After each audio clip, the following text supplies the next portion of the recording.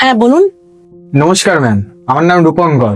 আপনার সাথে ফোনে কথা হয়েছিল আপনার ছেলেকে টিউশনি পড়ানোর জন্য। আরে স্যার, হ্যাঁ হ্যাঁ, আসুন আসুন, ভেতরে আসুন।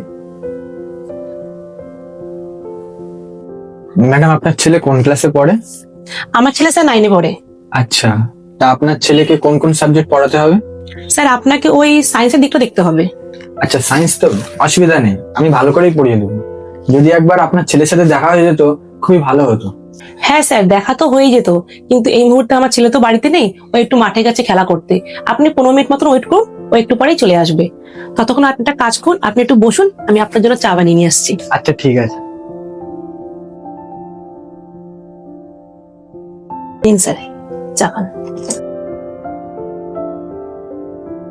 আচ্ছা, আপনি কি শুধু টিউশনই পড়ান নাকি কোনো স্কুলেও পড়ান? না না ম্যাডাম, আমি কোনো স্কুলে পড়াই না, আপাতত তো টিউশনই পড়াচ্ছি আর জবের জন্য ট্রাই করছি। বাহ, খুব ভালো।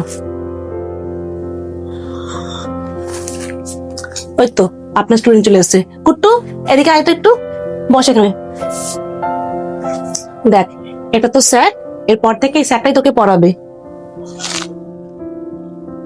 তারপর কুট্টু, কেমন আছো বলো? না মা, আমি স্যার কাছে পড়বো না। এটা কি ধরনের ব্যবহার কুট্টু? আর তুমি স্যারের কাছে পড়বে না কেন?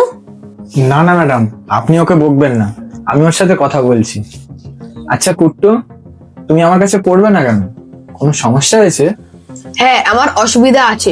আপনার মতো অসভ্য অভদ্র মানুষের কাছে আমি কিছুতেই পড়তে চাই না। হোয়াট ইজ দিস কুট্টু? এটা কি বিহেভিয়ার? স্যারের কাছে সরি বলো। না মা, আমি এই স্যারকে কখনো সরি বলতে পারবো না, কারণ এই স্যার আমাকে কখনো সরি বলেনি। কি ব্যাপার দাদা, আপনি এখানে নোংরা ফেললেন কেন?